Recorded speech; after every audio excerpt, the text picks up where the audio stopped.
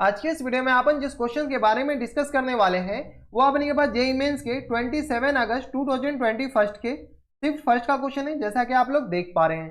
यहाँ पर देखिए अपने क्या करा है कि let's consider a curve y equal to F of X. अपने पास कोई कर्व है passing through the point -2, and the slope of the tangent of the curve at any point x, f of x is given by f of x plus times x f dash x equal to x square के बराबर। ये अपने का slope के बराबर दे रखा है। ये अपने का एक इक्वेशन दे रखा है स्लोप में, ठीक है। तो अपने क्या कर रहा है कि इन सारे में अपने वो कर्व निकालना है कि वो कर्व कौन सा होगा, ठीक है। तो चलिए काफी ज्यादा सिंपल है, एफ ऑफ एक्स निकालने के लिए कह रहा है। तो एफ ऑफ एक्स अपने पास थोड़े बहुत डिफरेंशियल इक्वेशन आपको पता होना चाहिए। तो X into F dash X के बराबर दे रखा है, F dash X equal to x square के बराबर।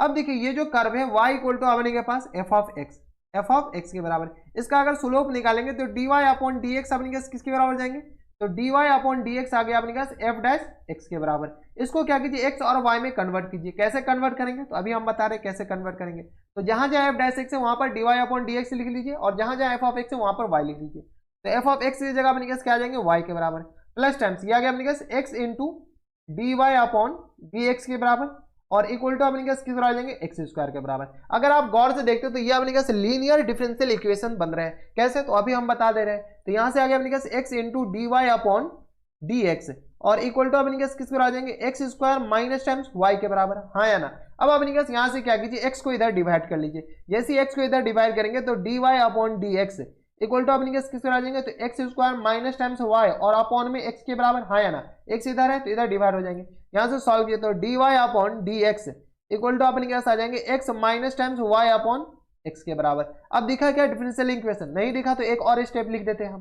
तो यहां से आ गया अपने पास किसके बराबर, तो D Y upon D x, और यहां से आ गया माइनस टाइम, ये माइनस है तो इधर प्लस कर दीजिए y अपॉन एक्स, और इक्वल टू एक्स के बराबर। अभी कुछ नहीं किया, बस सॉल्व किए हैं। अब नहीं दिखा है तो थोड़े से डिफरेंशियल इक्वेशन के बारे में आपको पता होनी चाहिए। ये अपने पास क्या है, लीनियर डिफरेंशियल इक्वेशन, LDE, ठीक है। ये अपने पास लीनियर डिफरेंशियल इक्वेशन है। अब लीनियर डिफरेंशियल इक्वेशन को सॉल्व कैसे किया जाता है, तो यहां से अगर आप p का वैल्यू निकालेंगे, p और q होता है तो इंटीग्रेटिंग फैक्टर निकालना पड़ता है लीनियर डिफरेंशियल इक्वेशन में। तो p का जो वैल्यू हो जाएंगे वो अपने पास 1 अपॉन x के बराबर हो जाएंगे, और q का जो वैल्यू आ जाएंगे वो अपने पास x के बराबर p इक्वल टू ये आ गया। हम आपको एक एक स्टेप बता रहे हैं। तो q इक्वल टू अपने पास किसके बराबर हो जाएंगे, x के बराबर, ठीक है। इसका इंटीग्रेटिंग फैक्टर निकाल लीजिए। तो if हम यहां पर निकाल रहे हैं, तो IF इंटीग्रेटिंग फैक्टर अपने किस आ जाए, तो e की power integration 1 upon x px के बराबर। यहां से अगर आप सॉल्व कीजिएगा तो यह आ गया अपने पास e की पावर ln x के बराबर, और यहां से सॉल्व किया तो यह अपने पास किस तरह आ जाएगा x के बराबर। तो इंटीग्रेटिंग फैक्टर तो x के बराबर हो गया। अब अपने पास सोल्यूशन बताएं।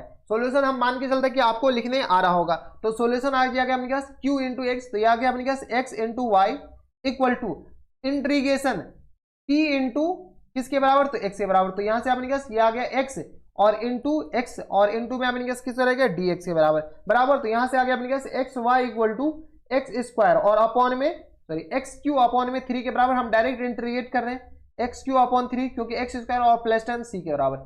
ये अपने पास किसका इक्वेशन आ गया, कर्व का इक्वेशन आ गया। किसका इक्वेशन, कर्व का। अब अपने पास ये जो इंटीग्रेटिंग फैक्टर सी आया वो कहां से पास होगा, तो सी कैसे निकलेंगे। तो सी देखिए अपने पास ये जो कर्व है, कर्व अपने पास क्या आ जाएगा -2, से पास हो रहा है। तो इस कर्व को क्या कीजिए -2, से पास करा दीजिए, -2, से, यही है ना, -2, ही है, कोई और पॉइंट मत लिख लीजिए। तो इसको -2, से पास कराएंगे तो अपने पास किसके बराबर जाएंगे, तो देख लीजिए। तो x की जगह 2 डाल दीजिए, तो ये आ गया माइनस टाइम्स 4 इक्वल टू आ गया अपने पास 4 अपॉन 3 और प्लस टाइम्स सी के बराबर। 4 अपॉन 3 नहीं हो जाएंगे, ये अपने पास 2 का क्यू कीजिएगा तो अपने पास 2 दूनी 4 दूनी 8, तो माइनस टाइम्स 8 अपॉन 3 के बराबर। तो यहां से c का वैल्यू आ जाएगा अपने पास किसके बराबर, -4 प्लस टाइम्स 8 अपॉन 3 के बराबर। सॉल्व कर लीजिए तो ये आ गया 4 × 12 minus times 12 plus times 8 upon में 3 के बराबर।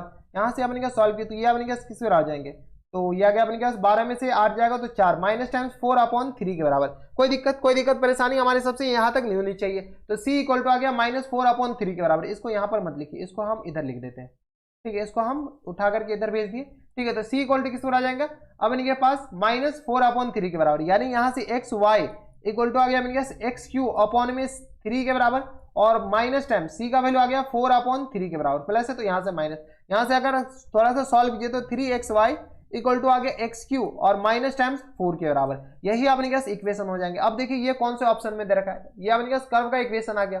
अच्छा इक्वेशन आपने पास एफ ऑफ एक्स के टर्म में दे रखा है, तो यहाँ पे जहां जहां आपके पास वाई है वहां वहां एफ ऑफ एक्स डाल दीजिए। तो यहाँ गया आपके पास 3x into F of x के बराबर, क्योंकि y इक्वल टू तो एफ ऑफ एक्स है, तो एक्स क्यू माइनस टाइम्स 4 के बराबर। सॉल्व कीजिए तो यहाँ से x cube minus times 3x f of x के बराबर, और यह आ गया माइनस टाइम्स 4 इक्वल टू 0 के बराबर। अब देखिए ये किसी ऑप्शन में होगा, तो यही अपने पास बोल रहा है निकालने के लिए, तो x cube minus times 3x f of x, x cube minus times 3x f of x minus times 4 equal to 0। Option number B दे रखा है, तो ऑप्शन नंबर बी क्या आ जाएंगे इनके करेक्ट आंसर बराबर। इसमें किसी को कोई एतराज है, कोई दिक्कत है तो आप हमें नीचे कमेंट करके बताइए। थोड़े से लीनियर डिफरेंशियल इक्वेशन आपको सॉल्व करने आना चाहिए, अगर नहीं आता है तो थोड़ी सी दिक्कत वाली बात है, कैसे आपने कैसे इसको सॉल्व किया जाता है। जब डिफरेंशियल इक्वेशन पढ़ाए जाएंगे तब अपन के पास हम सॉल्व करने का तरीका भी बता देंगे बराबर। खैर अभी के लिए एडजस्ट कर लीजिए। तो ये थे आपने जेईई मेंस के 27 अगस्त 2021 के सिर्फ फर्स्ट का क्वेश्चन था और बढ़िया क्वेश्चन था।